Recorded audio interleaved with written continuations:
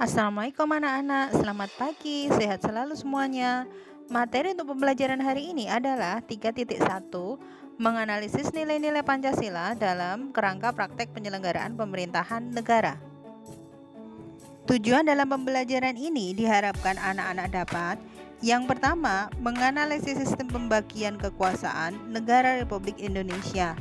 Yang kedua, mengidentifikasi kedudukan dan fungsi Kementerian Negara Republik Indonesia dan lembaga pemerintahan non-departemen. Yang ketiga, menganalisis nilai-nilai Pancasila dalam penyelenggaraan pemerintahan. Oke, kita mulai pembelajaran yang pertama, yaitu konsep pembagian kekuasaan di Indonesia. Ada dua, yaitu horizontal dan vertikal. Pembagian kekuasaan secara horizontal yaitu pembagian kekuasaan menurut fungsi lembaga-lembaga tertentu, contohnya eksekutif, legislatif, maupun yudikatif. Berdasarkan Undang-Undang Dasar ada beberapa kekuasaan, yaitu yang pertama adalah kekuasaan konstitutif, yaitu kekuasaan untuk mengubah dan menetapkan Undang-Undang Dasar. Kekuasaan ini dijalankan oleh Majelis Permusyawaratan Rakyat. Yang kedua adalah kekuasaan eksekutif, yaitu kekuasaan untuk menjalankan undang-undang dan penyelenggaraan pemerintahan negara. Kekuasaan ini dipegang oleh presiden. Yang ketiga adalah kekuasaan legislatif, yaitu kekuasaan untuk membentuk undang-undang.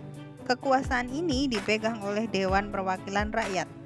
Yang keempat adalah kekuasaan yudikatif atau kehakiman, yaitu kekuasaan untuk menyelenggarakan pemerintahan guna menegakkan hukum dan keadilan. Kekuasaan ini dipegang oleh Mahkamah Agung dan Mahkamah Konstitusi. Yang kelima adalah kekuasaan eksaminatif atau inspektif, yaitu kekuasaan yang berhubungan dengan penyelenggaraan pemeriksaan atas pengelolaan dan tanggung jawab tentang keuangan negara. Kekuasaan ini dijalankan oleh Badan Pemeriksa Keuangan. Yang keenam adalah kekuasaan moneter, yaitu kekuasaan untuk menetapkan dan melaksanakan kebijakan moneter, mengatur dan menjaga kelancaran sistem pembayaran, serta memelihara kestabilan nilai rupiah. Kekuasaan ini dijalankan oleh Bank Indonesia. Selanjutnya adalah pembagian kekuasaan secara vertikal, yaitu merupakan pembagian kekuasaan berdasarkan tingkatannya.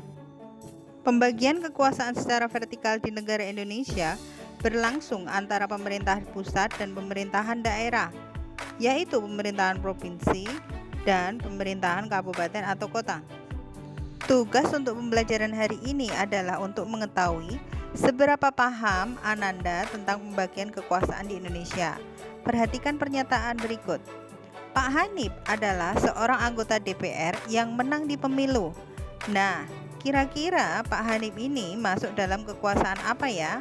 Kemudian tugasnya apa saja? Sekian untuk pembelajaran hari ini. Jangan lupa tetap semangat, patuhi protokol kesehatan, dan sehat selalu semuanya. Matur nuwun, see you next week.